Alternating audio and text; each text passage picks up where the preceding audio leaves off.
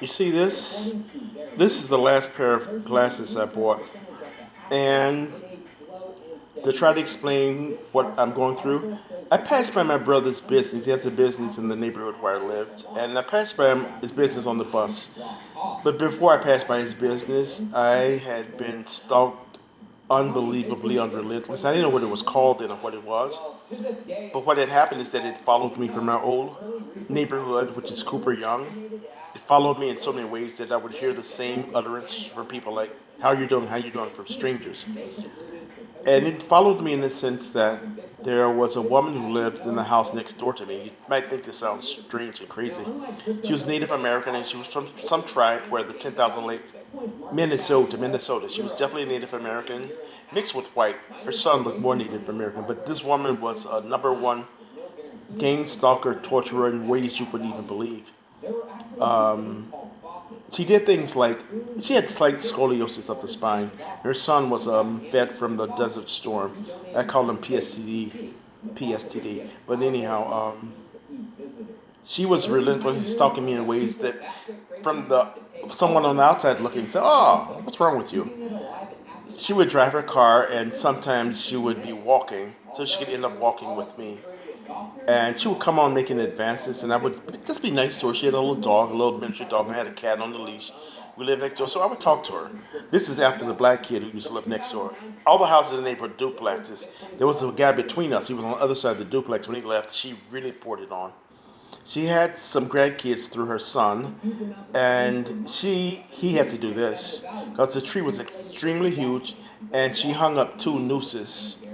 They were nooses. They weren't like swings, and it was situated so that whenever I went to my kitchen window, there was this narrow thing, and I had to look at the nooses. And that's how crazy I am. I'm not crazy, but the person I am. I was worried that her grandkids, like they were like two or three little 5-year-old, 4-year-old girls. I was scared that they would hang themselves because they wouldn't set up like a swing, like something that you would put a tire on or something you put some wood on to have a seat. And it was torturous. And she would do things like, even while I was leaving, moving out and moving to this new neighborhood, she'd try to bust in the door. I would call her horrible things, and she would. It was like she was on automatic crazy.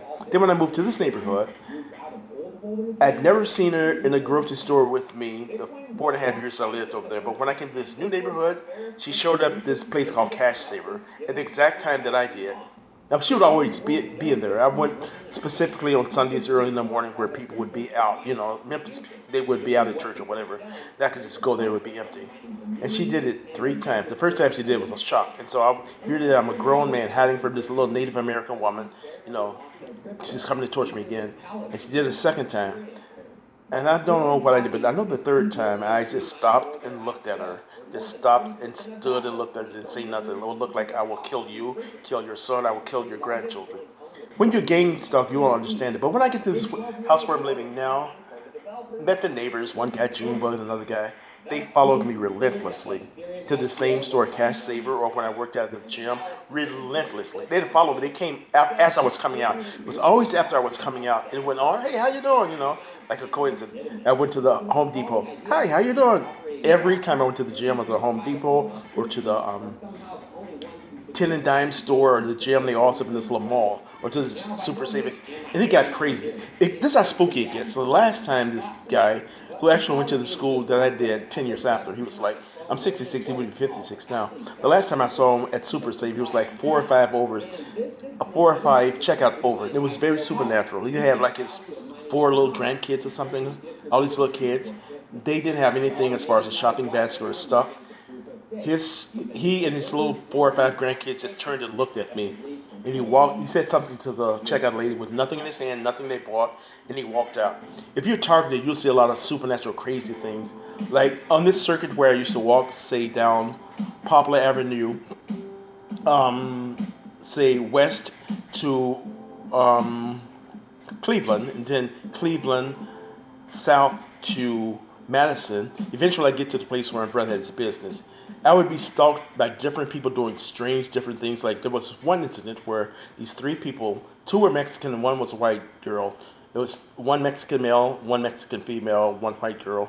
They had this wad of what looked like cash. I can see that it was cash with paper in the middle, so like a thick wad. And they like threw it out in front of me. And they were coming out by this Walgreens store. Then when I looked, they were gone. They was like, it's almost like some people are bleeding into this reality, doing crazy things.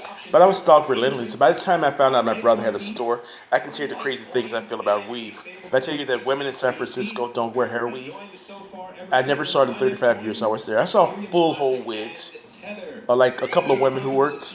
A couple of women like Josie Collier and Susan Alexander, who are my age, they'd be 60-some years old, retired. I hope they're doing good. They sometimes would wear full hair wigs. When I found out what it was, I even didn't know what it was as far as like 2.5, 3 years ago. I saw a lovely young relative, cute as a button. She had two different kind of socks on. She had her hair braided in a strange sort of way, and it was. And once I learned about something, I'd go deep. I've probably seen 1,000 videos on it. When I learned what it was, I feel the pain of my sisters who have to do that. I want to do that, and where this stuff and how it comes from, and it's crazy. But when I talk about these, it wasn't his fault. It wasn't my fault. It's a new reality that we're here.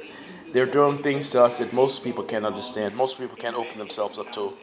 I've always been a person on the spooky side, something like that girl on Beetlejuice. What's her name? Not Naomi.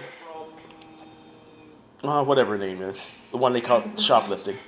But yeah, I'm just to say that I feel good. I'm gonna end this here. It's 6 minutes and 40 seconds. A lot of people don't hear me going on. Take care. Ciao, everybody.